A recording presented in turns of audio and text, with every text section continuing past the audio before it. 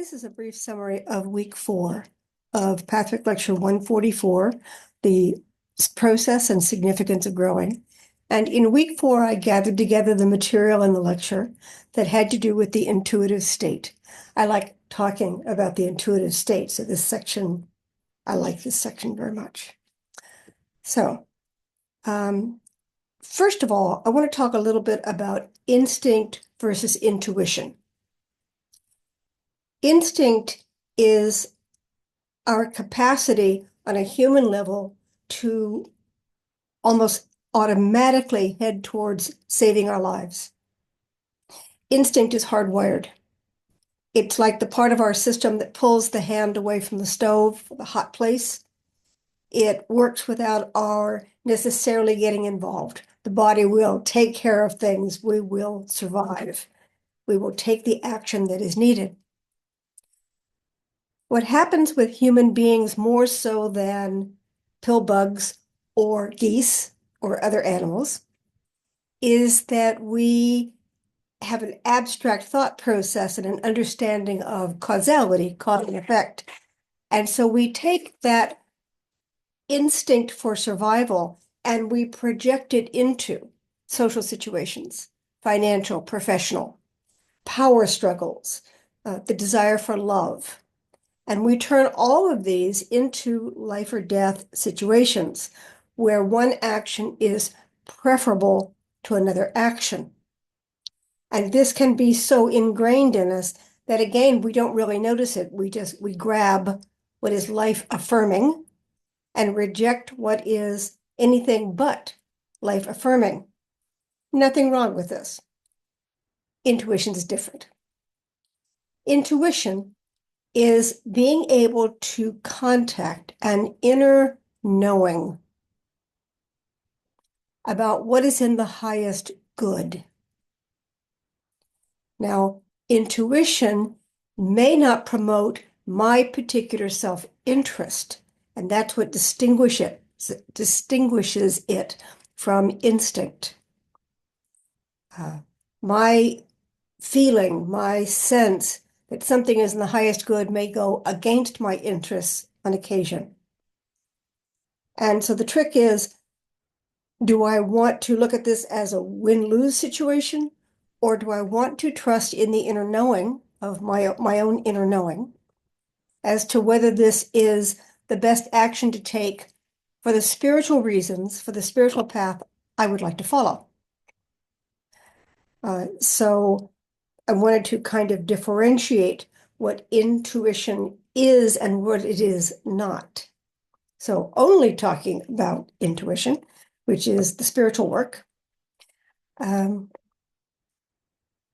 section of the lecture, interestingly, talks about 2 ways to find your way to the intuitive state. One is to have knowledge of, faith in, ability to access a unitive state. Now, that can sound very abstract. Consider the unitive state, that moment of wonder.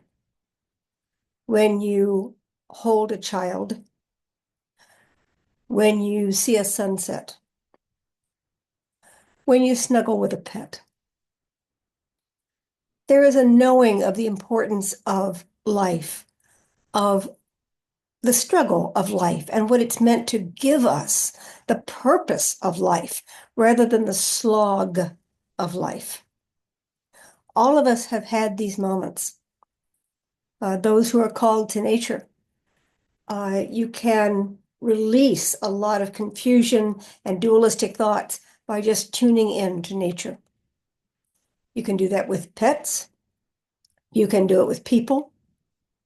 You can do it with literature that inspires you, or visual arts that remind you of what is important to you. And so these are ways to come into the unitive state from a good path. I found that interesting. The guide often says we want to argue with duality, but we're going to use the words good and bad. Fair enough.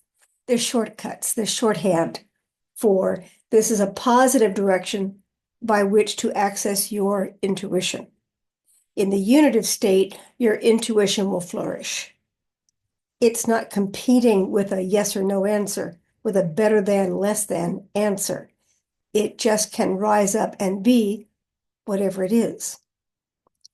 Now, the bad way to the unitive state, to the intuitive state, is trekking through dualistic thoughts, meaning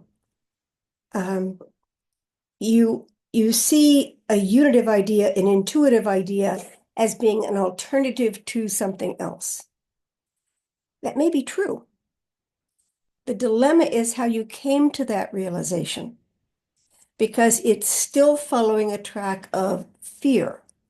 I'm looking for the good solution because I don't want the bad solution.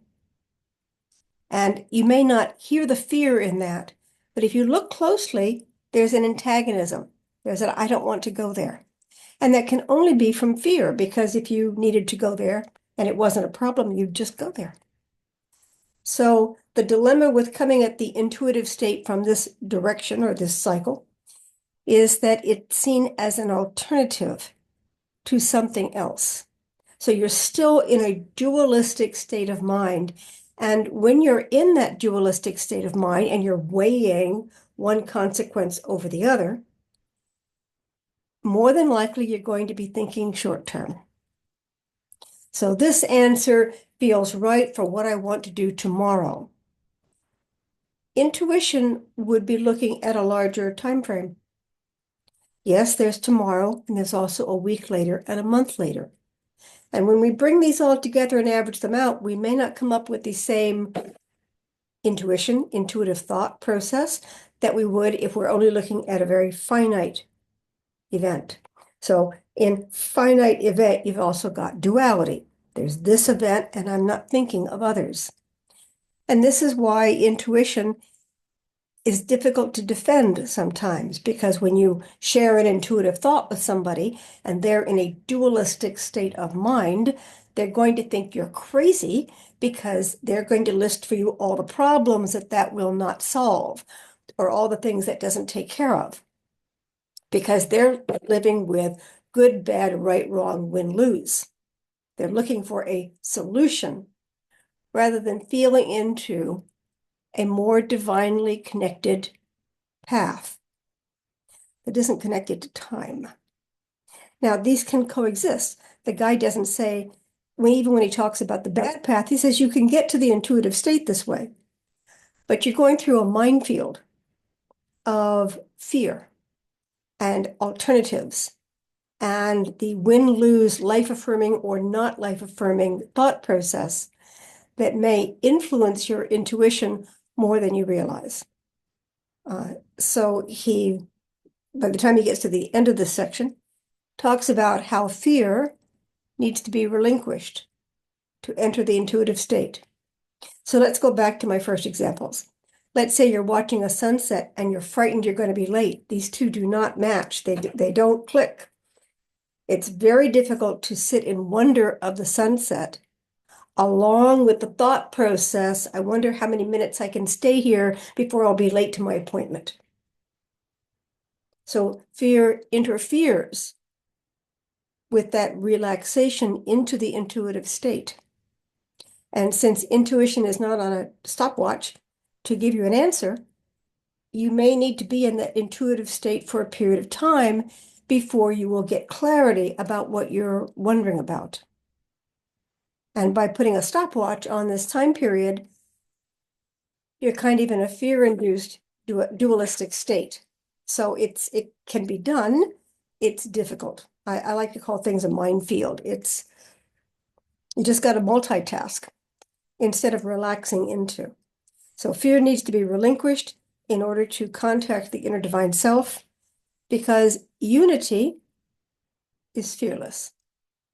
So if you wonder, have I ever experienced a unitive state? Am I in a unitive state? Double check and see if there's something you're afraid of in that moment. Now, you don't want to dream it up, because you can get into a fear state. Just notice peripheral vision. Is there any fear here? And generally speaking, I would like to suggest that if there's no fear and you feel that it's an intuitive state, it's very likely one. Now, how deep that goes and how useful it is, this is up to the individual. This is where some of us have spent more time there than others, and so we're more familiar and we have better tools and techniques for holding and handling the state.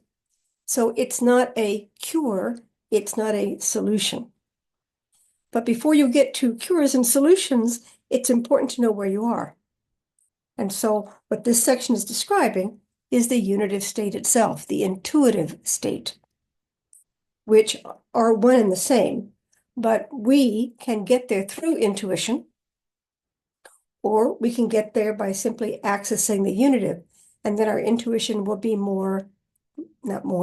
our intuition will be perhaps easier to hear and more acceptable when it speaks. So if intuition says there's nothing to worry about, we're on the right track, it'll be okay, and you're concerned about something and you're looking for an answer, these can seem incompatible. Intuition is not trying to tell you don't do anything. Intuition is the inner voice saying, go ahead and do the things you need to do. And it's not the end of the world. This is not, well, go into a lot of things there. Perhaps you get the idea.